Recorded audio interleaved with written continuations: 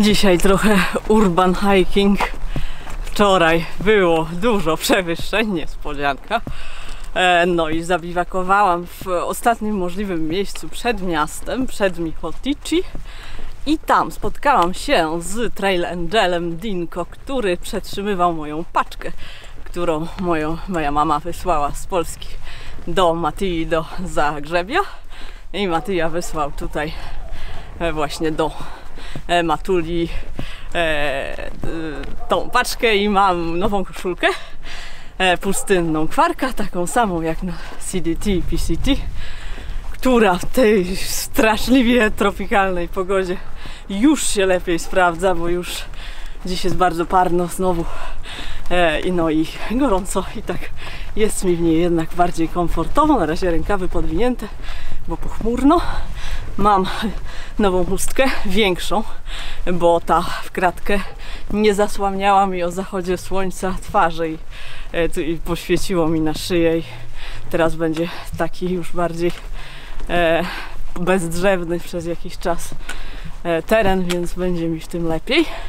No i najważniejsze, mam nowe buty.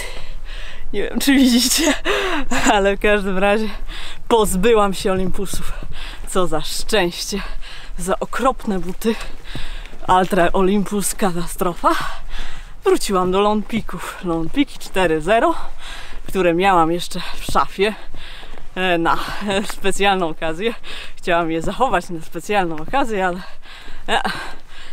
to jest właśnie ta specjalna okazja, są mi potrzebne teraz.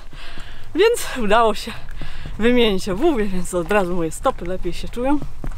Mój żołądek jeszcze tak niezupełnie, jeszcze mam jakieś takie skurcze. Jeszcze jestem trochę słaba. Na lunch zjadłam lody i banana. No.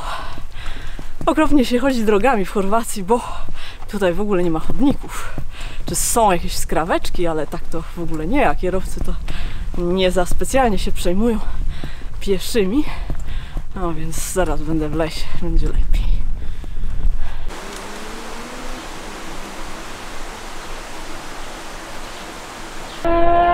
Bardzo podobnie jak w Ameryce. Teraz widzę te góry, przez które już szłam po lewej stronie. A idę w kierunku tych, które właśnie widzieliście. A w tle słychać jakiś tor wyścigowy.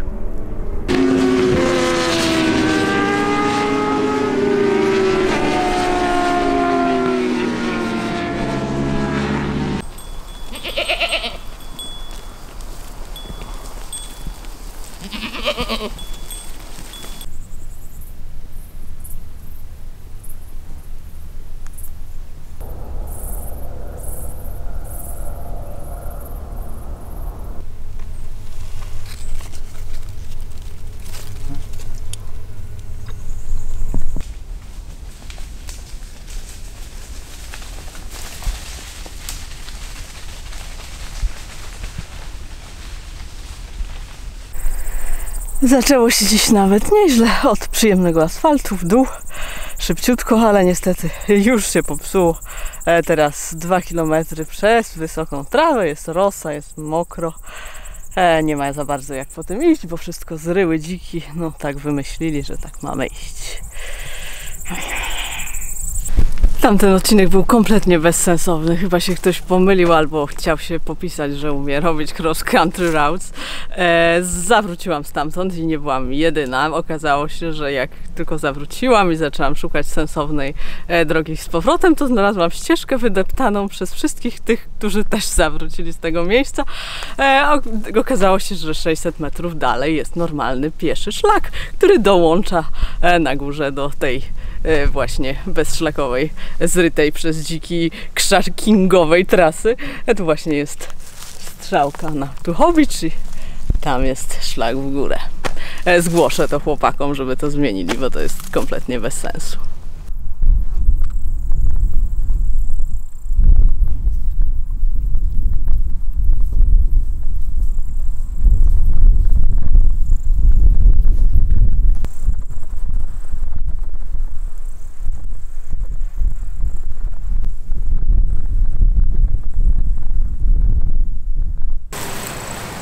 Zebrałam 37 kleszcza właśnie z plecaka. Popaliłam się pokrzywami, zdobyłam Tuchowicz, no i jest 1400 km. O, właśnie aparat spadł, no fajnie. To właściwie tyle, co mam do powiedzenia. Lecę teraz do Fużinę. Za górą z widokiem niestety szlak się popsuł. Absolutny koszmar, cały czas pokrzywy, wszystko zarośnięte, jeszcze powalone różne rzeczy. No ja mam gołe nogi. O, nie wiem, czy ten ból, który teraz czuję, to przejdzie. Dzisiaj strasznie piecze, a jeszcze mam 1,7 km przez te pokrzywy. To właśnie jest Fużinę. Zrobiłam mniej więcej wszystko, co miałam do zrobienia. Było tego sporo. Tam był sklep. Wszystko, co miałam kupić, kupiłam. Opowiem Wam dalej, co nas czeka, raczej mnie, ponieważ teraz się bardzo już śpieszę. Wydaje mi się, że właśnie zobaczyłam niedźwiedzia brunatnego, a nie jestem tego pewna, zbyt krótko go widziałam. Uciekł tam. Nie narobił takiego tentu, jaki robią dziki. Dziki zazwyczaj występują w grupach, nie ma śladów dzików, nie jest nic rozryte, no i nie pachnie dzikami, a one zawsze bardzo śmierdzą. Więc no taki bury, duży, większy niż zwykłe dziki, więc całkiem możliwe, że wreszcie mi się udało zobaczyć brunatnego.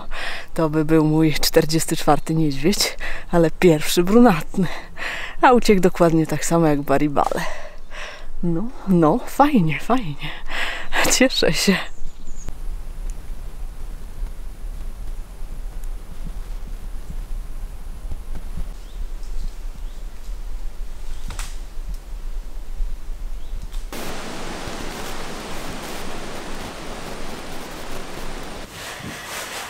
No właśnie, chatka.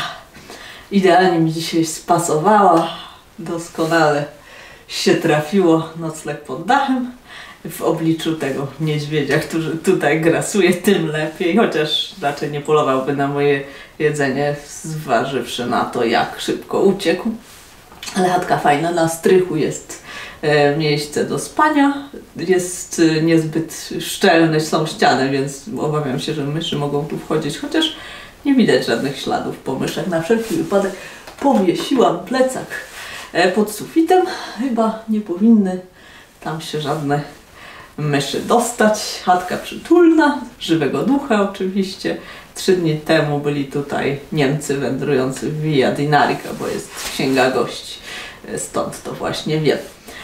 No i teraz czeka mnie trudny bardzo odcinek właśnie na aż 6-dniowy, tak myślę, bo jutro też bym chciała spać w chatce.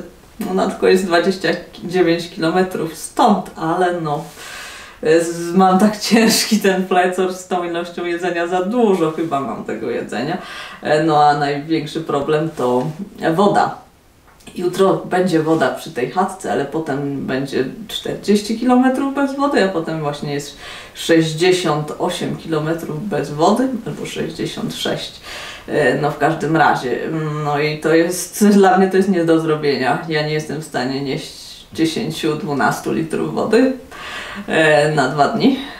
No a po drodze jest jakaś droga i wydaje mi się, że będzie można stamtąd złapać stopa do jakichś domów i poprosić o wodę. W każdym razie mam ze sobą mnóstwo butelek.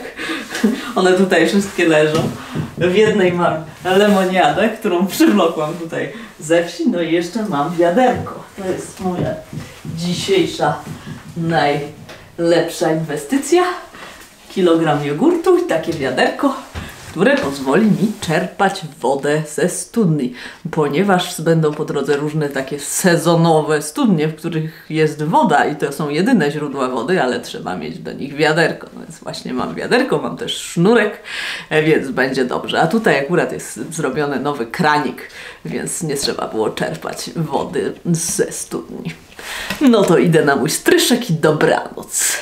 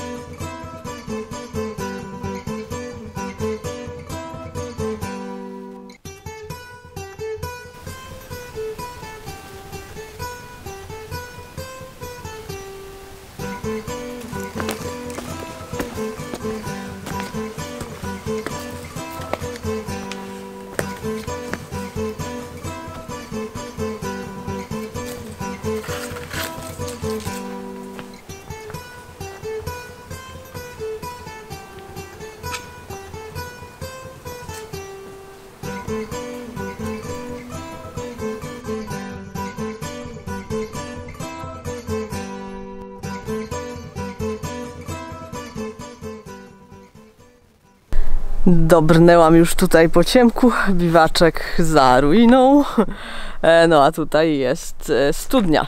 Udało się dostać do wody. To jest studnia, na której nie należało polegać, ale w lesie było bardzo dużo wody i stwierdziłam, że musiało ostatnio dużo padać i woda musi być, no i jest. Głębokość jakieś 2-2,5 metra. Ale mam wiaderko, tylko że wiaderko okazuje się nie chce tonąć, ale udało mi się gałęzią je podtopić i nabrać wodę. Filtruję tą wodę, bo tu jest w ogóle no, taka woda nie za specjalna chyba i jest droga i w ogóle. Zapomniałam już, jak bardzo dużo czasu zajmuje filtrowanie, bo dawno nie filtrowałam, więc jest już strasznie późno. No ale mam wodę, to najważniejsze.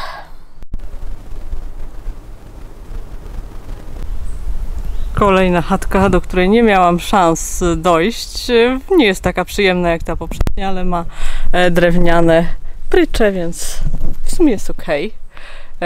Nie jest tak źle jak to jest opisane, ale woda tutaj, woda jest. Jest woda w studni. Tam pływają 2 zdechłe myszy. Coś obrzydliwego. No można to przefiltrować, ale mimo wszystko jest to absolutnie obrzydliwe.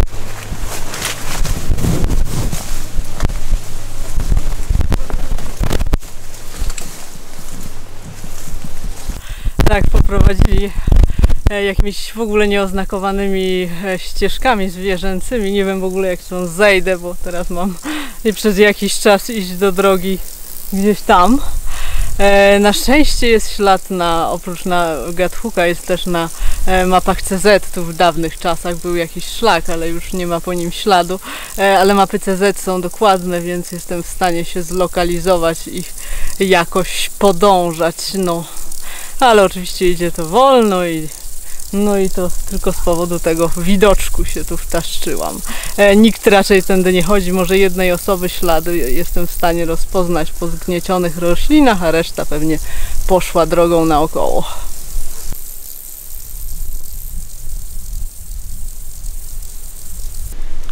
No i tak to wygląda. Nie ma żadnej ścieżki, nie ma żadnych znaków, idę tylko i wyłącznie po śladzie w telefonie, drenując baterię.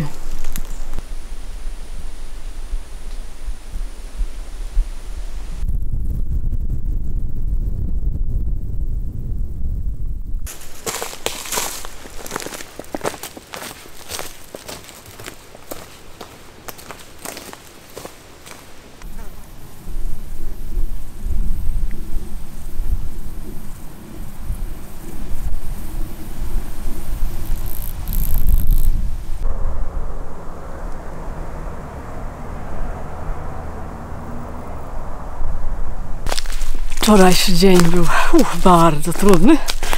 Narąbałam się przez jakieś właśnie krzaczory i trawy i w ogóle.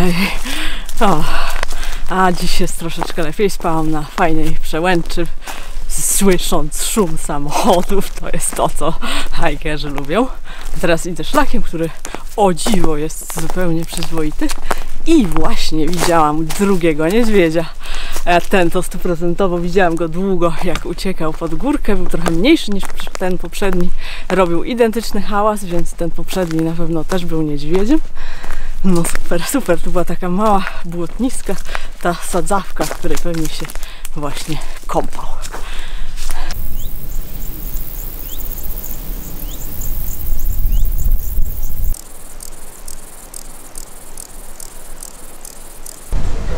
Park Narodowy Velebit. Teraz czas kupić bilecik.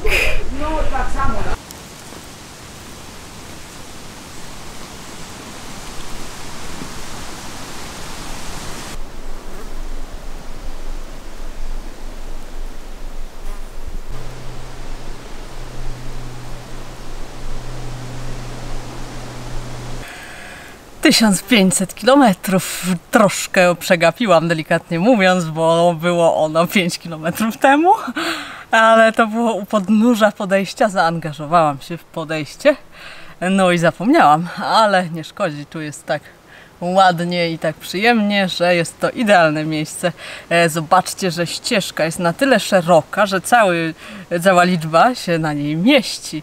urok Parku Narodowego, Północny Velebit.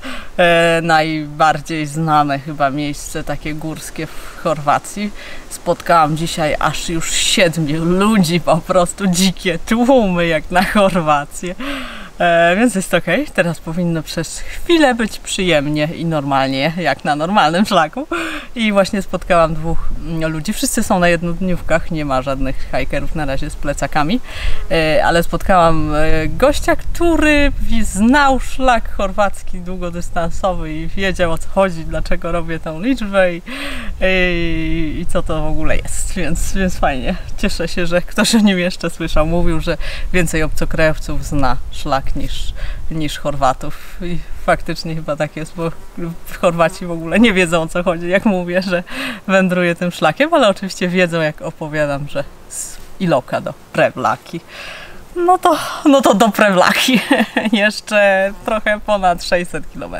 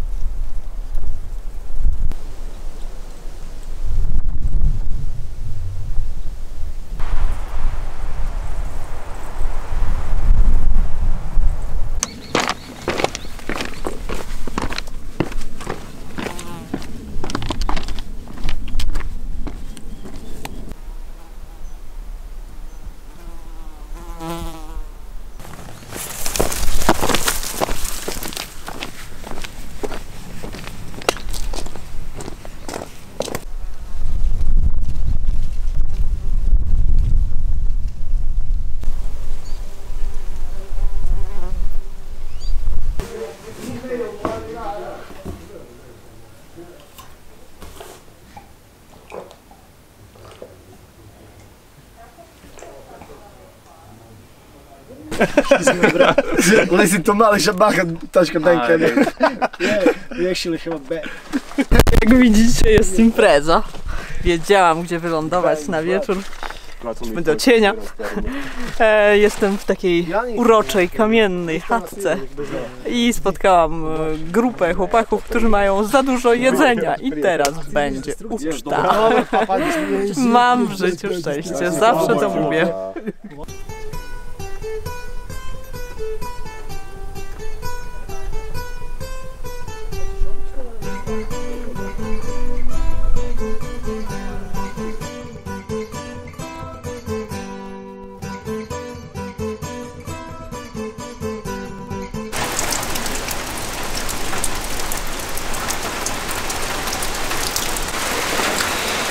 Ojej, właśnie przyszła burza, bo ledwo minęłam schronisko i wyszłam na przełęcz i tu taka nawałnica przyszła. Piorun walnął, przyszły chmury, teraz kompletnie nic nie widać, jest whiteout. No ale burze zazwyczaj nie trwają wiecznie, więc mam nadzieję, że przejdzie. Znalazłam schronienie, jakieś parkowe domki tutaj są, no był taki szlabanik, no ale przeszłam przez ten szlabanik, bo przecież nie będę w czasie burzy stała na przełęczy, także czekam aż przejdzie.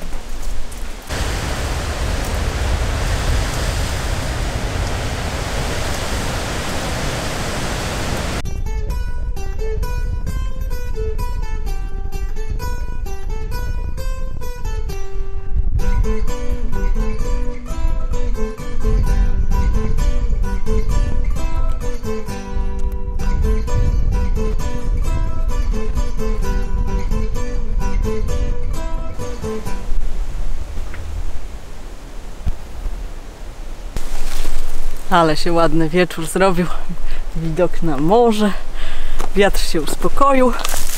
Nie mogłam zostać w chatce, no bo jest za krótki dystans, a szlak jest płaski zupełnie, więc dobrze się idzie. O, pięknie ułożony nadal. Już niedługo mi zostało tego fajnego, ale jeszcze kawałek. No i tak myślę, że fajnie byłoby tu przyjechać zimą, Zimą pada tutaj śnieg, przynajmniej jest go sporo w tych wyższych częściach Velebitu. No i są te chatki, można byłoby spać w chatkach. Na pewno trzeba byłoby mieć raki, bo te skały pewnie są śliskie, ale pewnie jest mało ludzi. No i zachody słońca nad morzem ze śniegiem. Super. A teraz lecę już szukać jakiegoś biwaczku.